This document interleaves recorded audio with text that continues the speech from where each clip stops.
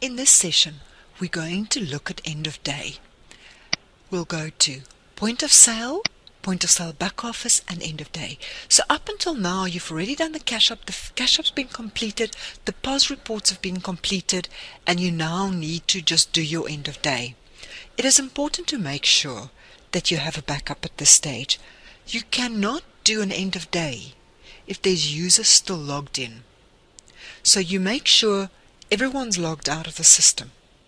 You can go to utilities and show logged on terminals to make sure everyone's out. Then you can make a backup. Remember, you should do this on the server. If you do this on a workstation that is not, or that on a workstation and not the server, if you lose the network connection while you're busy with a backup or you're busy with an end of day, then you might have problems. So always try and do your backup and your end of day on the server. You should not work on the server any other times. The server should not be used as a workstation, but the backup and the actual procedure of the end of day must be done on the server.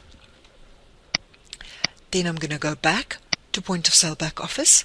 And once you've made sure everyone's logged out, you're on the server, you've done your backup, you can now click on your end of day. Also make sure that your next trading day is correct.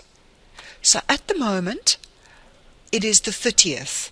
So I'm going to trade tomorrow, which in my case will be the 1st of July.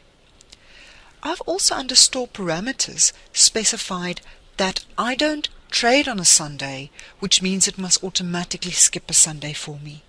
Then I can click on process end of day. Are all users logged out? I said yes already. And it's now going to start with my end of day procedure. And that automatically, when it's finished, will close the screen for you. Now my end of day was very quickly because I might not have had a lot of transactions in this demo company of mine. But make sure you leave that process. Don't interrupt it. Also, if your end of day was not done on the correct date, it's going to be very difficult for you to go back and find your POS reports. In other words, look at your backup POS reports.